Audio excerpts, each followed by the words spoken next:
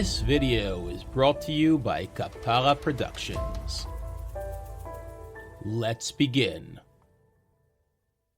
In this video, I'll be talking about my trip I took to the magical Nabataean city of Petra in January of 2022. I will be speaking in Hebrew, but I'll translate every sentence to English as I go. בחורף של שנת 2022 ביקרתי בפטרה, עיר נבטית עתיקה שנמצאת כיום בממלכה ההאשמית של ירדן. In the winter of 2022, I visited Petra, an ancient Nabataean city which is located today in the Hashemite kingdom of Jordan. עד שנת 1994, זה בכלל לא היה אפשרי בשבילי לטייל שם כאזרח ישראלי. אבל מאז שישראל חתמה על הסכם שלום עם ירדן, זהו חלום בר השגה. Until 1994, it was impossible for me to travel there as an Israeli citizen, but since Israel signed a peace treaty with Jordan, now this dream is doable. בשנות ה-50 של המאה ה-20, היו מספר מטיילים ישראליים שרצו לראות את מה שהם קראו לו HaSela האדום, או פטרה במו עיניהם. In the 1950s, there were a number of Israeli travelers who wanted to see what they called the Red Rock, or Petra, in their own eyes. למרות שירדן הייתה אז מדינת אויב, הם חצו את הגבול כדי להגיע לשם ולהגשים את החלום שלהם. רובם לא חזרו בחיים. Even though Jordan was an enemy state back then, they crossed the border in order to get there to achieve their dream. Most of them didn't come back alive. בשנת 1958 יצא השיר של חיים חפר, ובביצועו של אריק לוי, HaSela האדום. אלה השורות הראשונות של השיר. In 1958, Haim Heffer's song came out, performed by Arik Lavi, The Red Rock. These are the first lines of the song. מעבר להרים ולמדבר, אומרות האגדות, ישנו מקום שאיש ממנו חי עוד לא חזר, והוא נקרא HaSela האדום, הו HaSela האדום. Beyond the mountains and the deserts, say the legends, there is a place that no one came back from it alive, and it is called the Red Rock. Oh, the Red Rock. השיר היה אחד השירים הפופולריים באותה תקופה, וגרם להרבה ישראלים נוספים לרצות להגיע לשם באופן לא חוקי. אני אוסיף לינק לשיר בהערות למטה. The song was one of the most popular songs in those times, and made many Israelis want to go there illegally. I will add a link to the song in the description. כתוצאה מהפופולריות העצומה, היה אסור להשמיע את השיר ברדיו באותם הימים, מה שגרם לפטרה להפוך לסוג של אגדה, או עיר אבודה, בעיני ישראלים רבים. Due to its immense popularity, it was forbidden to play the song on the radio in those days, what made Petra turn into some sort of legend, or a lost city, in the eyes of many Israelis. אבל בואו נחזור לימינו. פטרה נמצאת באמצע המדבר, רחוקה מהערים הגדולות של ירדן. But let's go back to our times. Petra is located in the middle of the desert, very far away from the big cities of Jordan. היא ממוקמת בערך 3 שעות נסיעה מעמן, בירת ירדן, וכשעתיים מעקבה, עיר הנמל היחידה של הממלכה. It is located about a 3-hour drive away from Amman, Jordan's capital, and about 2 hours from Aqaba, the kingdom's only port city. אפשר להגיע לפטרה בכמה דרכים. אפשר להגיע עצמאית עם רכב סחור, יש אוטובוס פעם ביום מאמן, או שאפשר להגיע לשם במונית שירות, או במונית רגילה. It is possible to get to Petra in various ways. You can arrive independently with a rental car. There is a bus once a day from Amman, or you could get there with a shared taxi, or with a regular taxi. כשמגיעים במונית שירות או במונית רגילה, אין מחיר קבוע, וחייבים להתמקח עם הנהג בנוגע למחיר, כמו עם רוב הדברים בירדן. When you arrive in a shared taxi or in a regular taxi, there is no set price, and you must haggle with the driver about the price, just like most things in Jordan. אני התחלתי את הטיול שלי באמן, ואחרי שביקרתי בצפון המדינה, הבנתי שהגיע הזמן לצאת לכיוון פטרה. I began my trip in Amman, and after I visited the north of the country, I realized it is time to head out towards Petra. ליד פטרה יש עיר קטנה, קוראים לה ואדי מוסה. גרים בה בערך 20,000 תושבים. Next to Petra, there is a small city. It's called Wadi Musa. About 20,000 residents live in it. ואדי מוסה היא עיר קטנה, שהכלכלה שלה תלויה כמעט ב-100% בתיירות לפטרה. Wadi Musa is a small city, which its economy is nearly 100% dependent on tourism to Petra. העיר מלאה בעשרות מלונות והוסטלים, ומסעדות לתיירים עם תפריטים באנגלית. The city is filled with many hotels and hostels, and restaurants for tourists with menus in English. ממש לא זול לבקר בפטרה. בשנת 2022, כרטיס כניסה ליום אחד עלה בערך $70, $77 ליומיים, ו$85 ל3 ימים.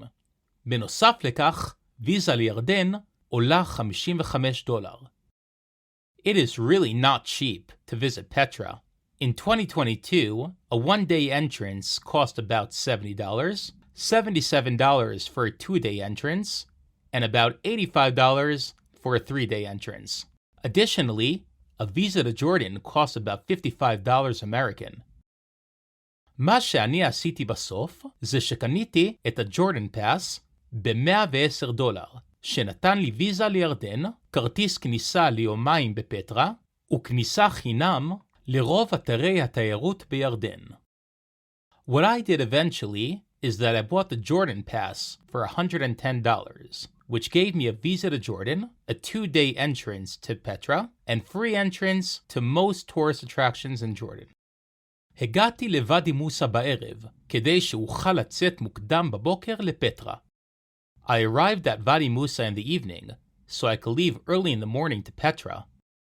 ההוסטל שהייתי בו לא נותן לאורחים ארוחת בוקר סטנדרטית. במקום זה, בעל המלון מכין ארוחת בוקר ארוזה, שכוללת 2 כריכים, שתייה ועוגות. The hostel I stayed in doesn't give a standard breakfast. Instead, the hostel owner makes a packed breakfast, which includes 2 sandwiches, drinks, and cakes. הגעתי לכניסה של פטרה בסביבות 8 בבוקר, וקיבלתי את כרטיס הכניסה שלי אחרי שהראיתי להם את הג'ורדן פאס שלי. I arrived at the entrance of Petra at about 8 o'clock a.m., and I received my admissions ticket after I showed them my Jordan pass. בגלל שזה היה בחודש ינואר, היה די קר בחוץ, בערך 10 מעלות צלזיוס, או כ-50 מעלות פרנהייט. לפחות לא היו שם הרבה תיירים בגלל זה. Because it was the month of January, it was quite cold outside, about 10 degrees centigrade, or about 50 degrees Fahrenheit. At least there weren't too many tourists because of that. כשנכנסים לפטרה, צריכים ללכת כרבע שעה בשביל פתוח, ואז הולכים כ-20 דקות דרך קניון צר וגבוה. קוראים למעבר הזה הסיק. When you enter Petra, you need to walk about 15 minutes in an open path, and then you walk for about 20 minutes through a tall and narrow gorge. They call that passage the Seek. פתאום, בסוף השביל, מעבר לפינה, שמים לב למבנה מדהים. ברוכים הבאים למקדש האוצר.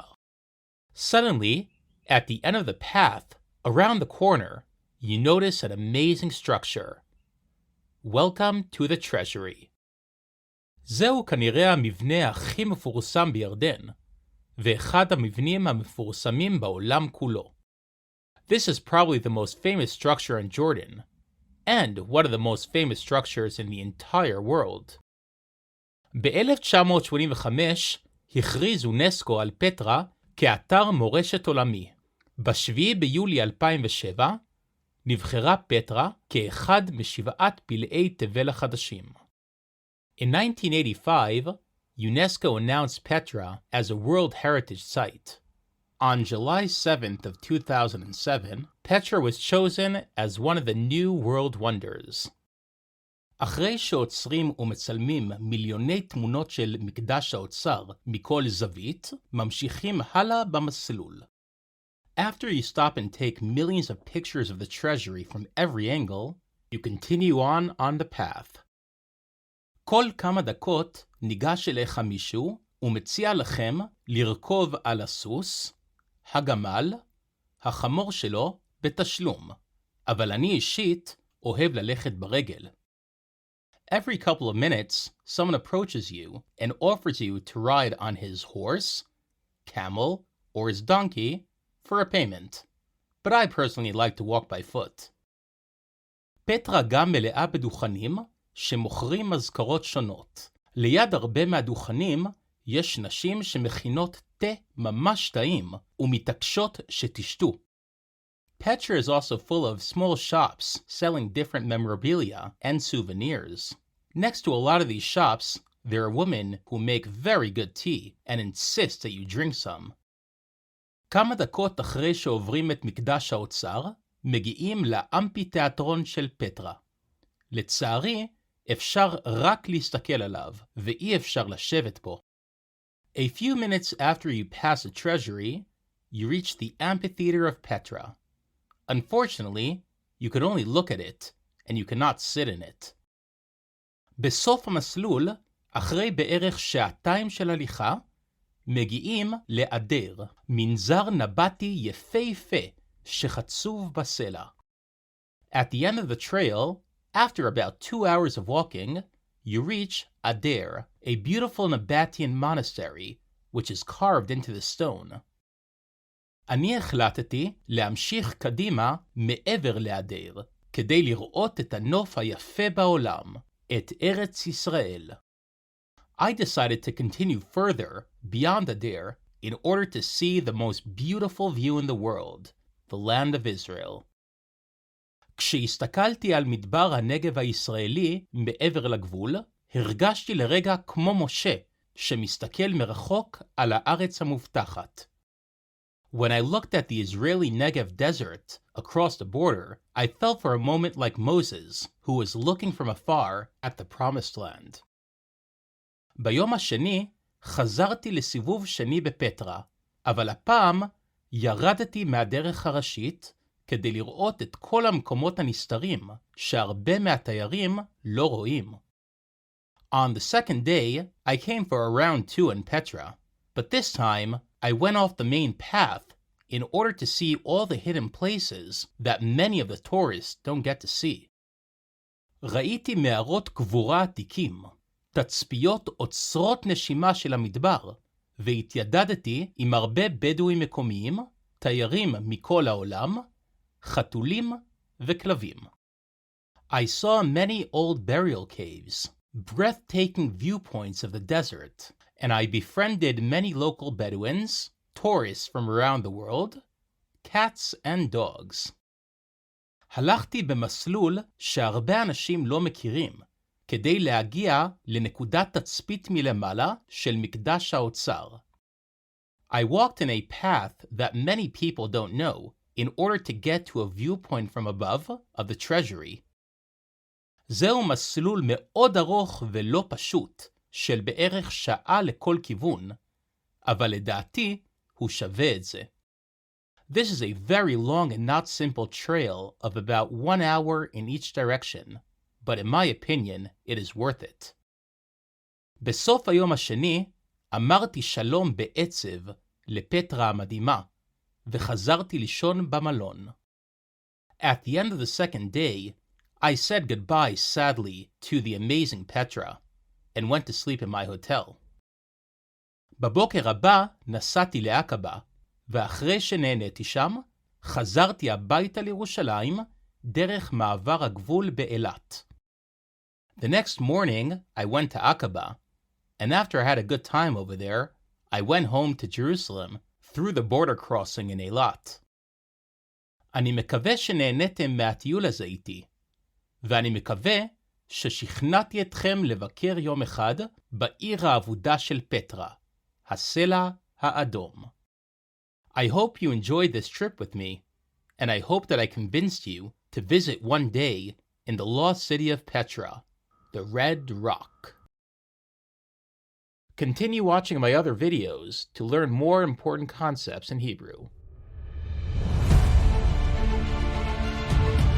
That is all, guys and girls.